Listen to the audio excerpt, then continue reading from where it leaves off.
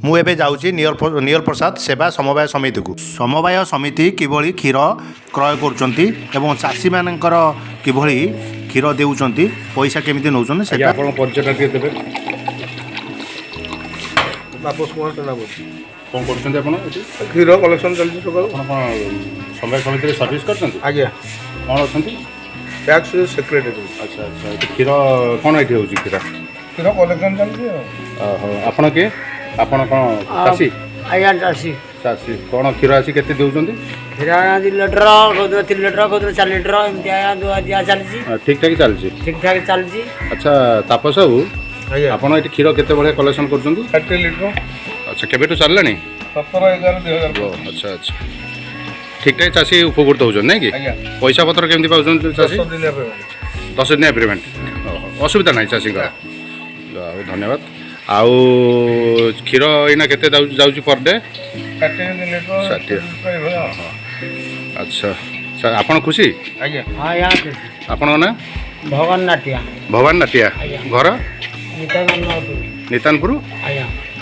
ଆଉ ଆପଣଙ୍କ ଗାଁରୁ କିଏ ଆସୁଛନ୍ତି? ନାଇଁ ହଁ ଆସୁଛନ୍ତି। ଆଚ୍ଛା 2-3 ଜଣ ଆସୁଛନ୍ତି। ଆଚ୍ଛା। ଆପଣ ଆଉ ସମବାୟ ସମିତିରେ କ'ଣ ସବୁ ଚାଲିଛି? ଅନ୍ୟ ବର୍ତ୍ତମାନ ପ୍ୟାଡି ପ୍ରୋକ୍ୟୁରମେଣ୍ଟ ଚାଲିଛି, କ୍ଷୀର କଲେକ୍ସନ୍ ଚାଲିଛି, ଲୋକଙ୍କୁ ଋଣ କାରବାର ଚାଲିଛି। ଧନ୍ୟବାଦ। ଆଉ କ୍ଷୀର କେମିତି ଯାଉଛି ପୁଣି ଆପଣଙ୍କର? ଗାଡ଼ି ନେଇଯାଉଛି। ଗାଡ଼ି ନେଇଯାଉଛି ଆସିକି। ଯାହା ହଉ ବଢ଼ିଆ, ଆପଣଙ୍କ ଉଦ୍ୟମରେ ଭଲ କାର୍ଯ୍ୟକ୍ରମ ଚାଲିଛି। ଆଉ ଏଠି କ'ଣ କରୁଛନ୍ତି ଲେଖା ପଢ଼ା ସବୁ? କ୍ଷୀର ସବୁ ଲୋକ ରେଜିଷ୍ଟର୍ଡ ହେଉଛି ଆଉ ନାଇଁ କି? ଧନ୍ୟବାଦ। ତାପରେ ସବୁ ଏଇ ସବୁ ଜିନିଷ ଗୁଡ଼ା କ'ଣ ଥୋଡ଼ା ରଖାଯାଇଛି?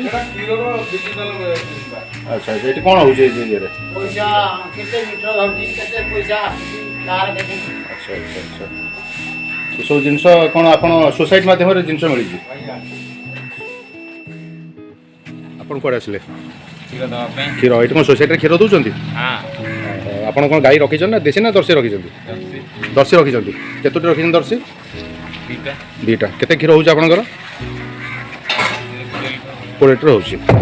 ଆଉ ଠିକ୍ ସବୁ ଚାଲିଛି, ମାନେ କ୍ଷୀର ଦେବାର କୌଣସି ସୋସାଇଟିର ଅସୁବିଧା ହେଉନି? ପଇସା ଆପଣ ଠିକ୍ରେ ପାଉଛନ୍ତି ନା? ଆଚ୍ଛା ଆଚ୍ଛା। ହଉ ହଉ ଧନ୍ୟବାଦ।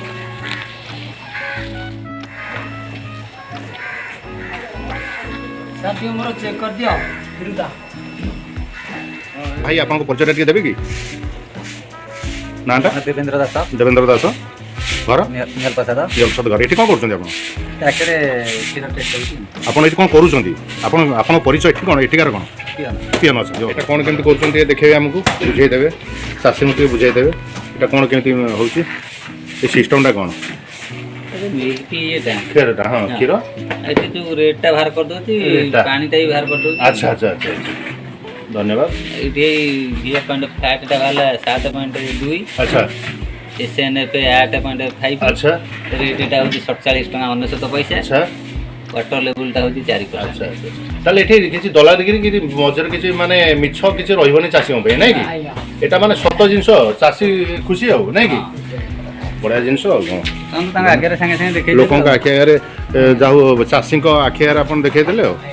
ଠିକ୍ ଅଛି, ଧନ୍ୟବାଦ।